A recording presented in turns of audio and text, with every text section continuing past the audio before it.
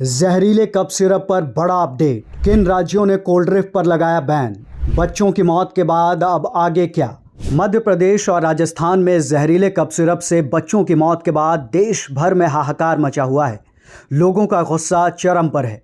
वो लाचार माँ बाप सरकार और सिस्टम से सवाल कर रहे हैं कि आखिर मेरे मासूम बच्चों का क्या कसूर था जो उनको कप सिरप के नाम पर जहर दे दिया गया। उनके घरों की खुशियां छीन ली गईं। उनकी पूरी दुनिया उजड़ चुकी है।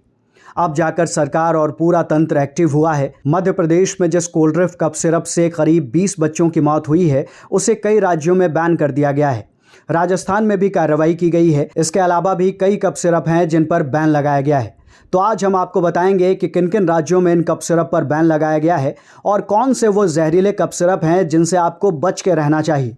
अभी तक इस मामले में क्या हुई है कार्रवाई, इसकी भी बात करेंगे। मध्य प्रदेश में बच्चों की मौत का कारण बने कोल्ड ड्रिंक कप सिरप बनाने वाली कंपनी श्री सन फार्मा के डायरेक्टर गोविंदन रंगनाथन को गिरफ्तार कर लिया गया है। मध्य प्रदेश सरकार की ओर से बनाई गई एसआईटी की टीम ने चेन्नई में दबिश देकर रंगनाथन को पकड़ा।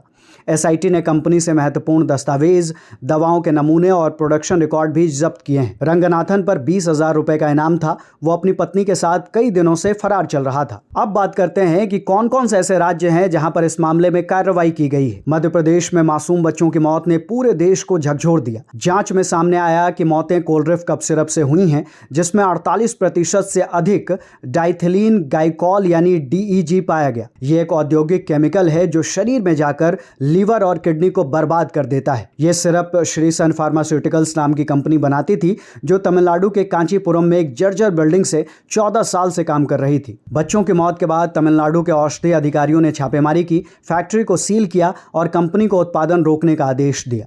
राजस्थान में भी कोल्ड ड्रिंक कप सिरप पर बैन लगा दिया गया है। राज्य सरकार ने कार्रवाई करते हुए इस सिरप की बिक्री और उपयोग पर बैन लगाया।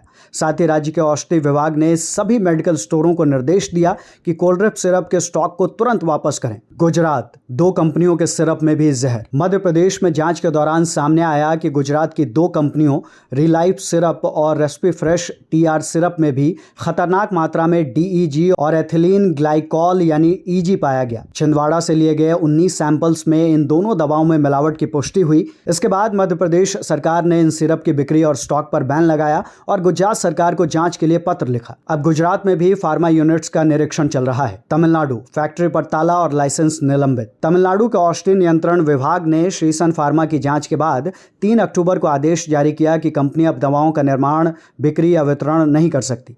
यह वही कंपनी है जिसने कोल्ड ड्रिंक सिरप बनाया था जिससे बच्चों की जान गई।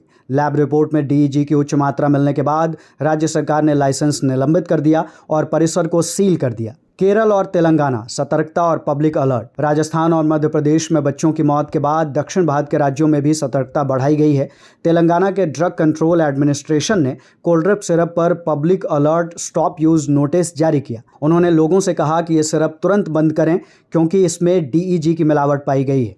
केरल में भी ड्रग्स कंट्रोल विभाग ने कोल्ड ड्रिंक सिरप की बिक्री निलंबित कर दी है और फार्मा डिस्ट्रीब्यूटर्स को इसे बाजार से हटाने के निर्देश दिए हैं। अब तक मध्य प्रदेश, राजस्थान, तमिलनाडु, केरल, तेलंगाना और पंजाब ने कोल्ड ड्रिंक सिरप की बिक्री पर रोक लगाई है। दिल्ली और महाराष्ट्र में भी इस पर पूर्ण प्रतिबंध लगा दिया गया है। दिल्ली औषधि नियंत्रण विभाग ने अभिभावकों को सलाह दी है कि चिकित्सक की सलाह बिना कोई सिरप बच्चों को ना दें। किसी दवा दुकान पर अगर कोल्ड ड्रिंक दिखे तो पुलिस हेल्पलाइन नंबर 1031 या ड्रग इंस्पेक्टर को सूचित करें। वहीं महाराष्ट्र सरकार ने भी इसे लेकर टोल फ्री हेल्पलाइन जारी किया है। आप कोल्ड ड्रिंक सिरप की रिपोर्ट के लिए 1800-222-365 पर संपर्क कर सकते हैं।